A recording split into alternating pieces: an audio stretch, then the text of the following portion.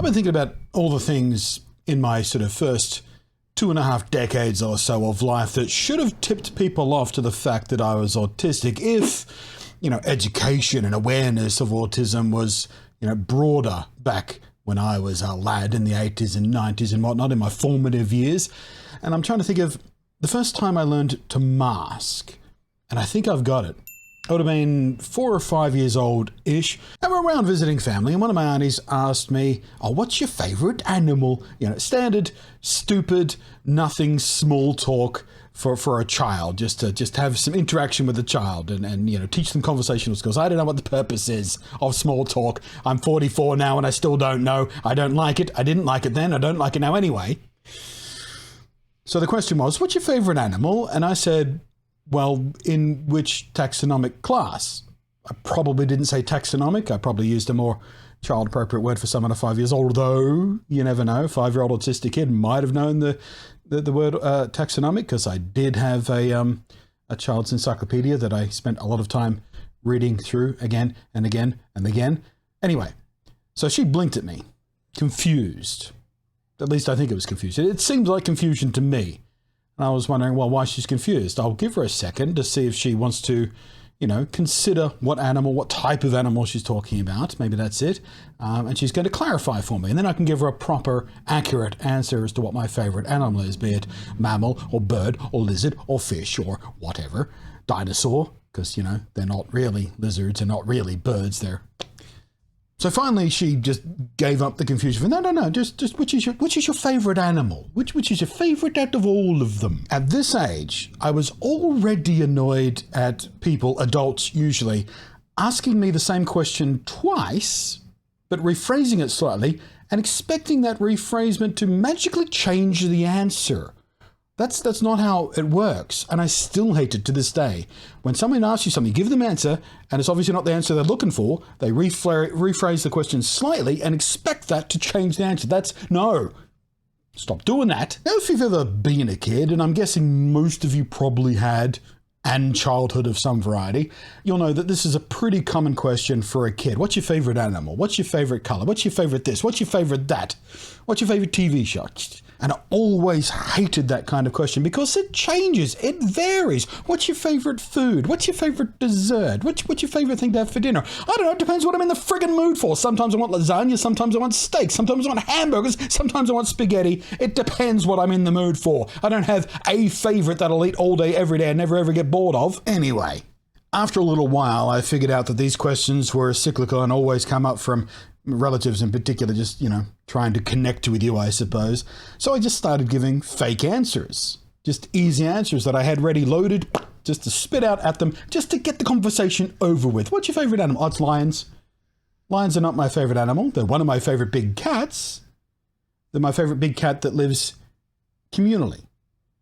But then again, you've got leopards, which are really cool, but they don't live communally. So they're the different favorite big cat.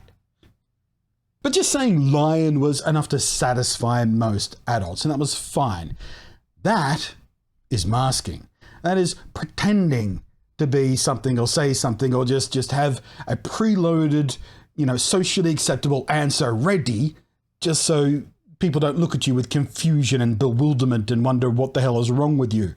It's just simple. What's your favorite animal? Just tell me what's your favorite animal. It's lion. I don't care. What lions? And so after figuring out this worked perfectly, every time, I started doing it for everything else. What's your favorite color? Red. Red. It's just red.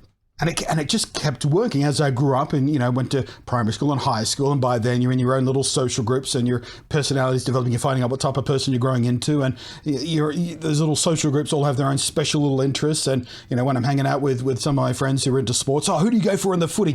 Carlton. I don't care about football. But if you say, I don't care about football, in the 90s to a group of friends, all that happens is there's a big long conversation about why you don't care about football. I don't want to have that conversation. I don't care about football or any sport, or any ball sport. I don't care. I never cared. I never will care. And so, I just picked a team at random. Carlton. I picked the one with the uniform I could easily remember because most uniforms, stripes and patterns and things like that. Carlton, their uniform was very, very specific. It was sort of a dark blue jersey with a big C stylized logo thing. So I could remember Carlton and pointed out pretty easily. I remember the name of the captain for a while and a couple of the other players in case, the captain is good captain, no, bad captain. I don't fucking care. Did the same with cricket, learned the names of a couple of cricketers and watched on TV to just learn exactly enough to get through a conversation. I don't care about cricket, but I learned enough to get through the conversation about cricket without having to tell people and explain to people and make excuses why I don't care about cricket. So by the time I was in my mid-teens, I had the entire list of just rapid-fire answers for all these stupid questions that I don't care about, that people would keep asking you every single week, sooner or later, or every day sooner or later. What's your favourite this? What's your favourite that? Who you go for in the footy? Blah! And despite it being super effective and, on the surface easy, just vomit up the answer they were expecting, move on with the conversation, hopefully steer it to something you're more interested in. I hated doing it every time. From that very first answer, lions, all the way through. A couple of decades of my life, I hated it every time I had to spit out one of those answers that I had ready, loaded, ready to go, that I just didn't care about. Because it felt like lying. Because it was lying. It was just an easy lie because telling the simple truth would have been such an exhausting conversation that I just don't want to have. The judgment, the confusion, oh, you're different, you stand out. I already felt different enough without other people knowing just how different I was and making my life even more difficult. Another autistic trait that I had, as far back as I can remember, is a very strong and passionate drive for fairness and justice, which includes really hating lying and liars. You lie to me once, good luck ever getting on my good side again. Just seriously. So every time I told those little white lies, I hate that term too, white lies. What's just a little white lie? It doesn't hurt anyone. It's not the truth. It's a white lie. So every time I had to tell one of those white lies, I hated myself just a little bit for it. And that's what masking feels like. Like in the broader sense, the more complicated masking that all autistics have to learn to do. Well, we don't have to learn to do it, but we're forced to learn to do it just because that's how society works around us. It's not set up to accommodate us. So we learn to mask. And, even that simplest surface level masking that I learned to do at like 5-ish years old, and I hated that much. So you can imagine what doing the more complicated masking stuff in ever more complicated social situations as you grow up made me feel like. It was unpleasant. So hopefully this has been, number one, interesting. Number two, taught you something about masking if you weren't aware of it.